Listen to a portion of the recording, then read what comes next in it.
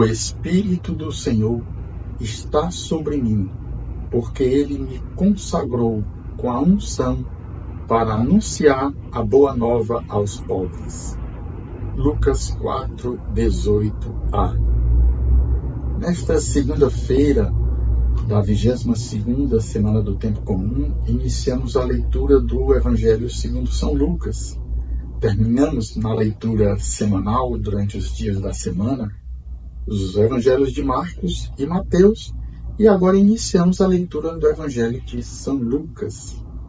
Então, no ano trienal, aos domingos, nós temos o ano de Mateus, que é o ano A, o ano de Marcos, que é o ano B, o ano que nós estamos, e o ano C, que é o ano de Lucas. Mas durante a semana, nós fazemos uma leitura quase que completa dos evangelhos, dos 3 evangelhos.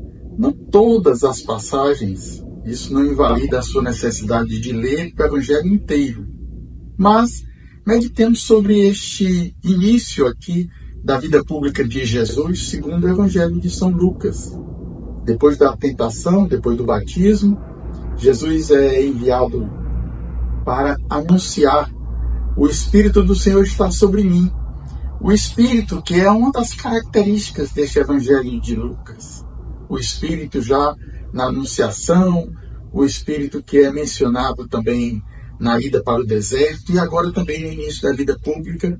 E Jesus lá em Nazaré, ele toma o rolo, o livro do profeta Isaías e escolhe, abre nesta passagem.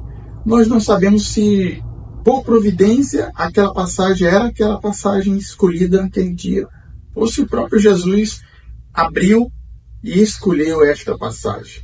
Mas, independente disso, ele leu Isaías 61, o início do capítulo 61. E é exatamente sobre isto que eu queria meditar, para ajudar na sua oração. Porque não apenas Jesus foi ungido pelo Espírito Santo, o Espírito Santo estava sobre Jesus, porque ele, como segunda pessoa da Santíssima Trindade, tinha o Espírito em plenitude. Mas cada um de nós também temos o Espírito que nós recebemos no batismo. O Espírito do Senhor também está sobre mim. E ele me consagra. Cada batizado é um consagrado.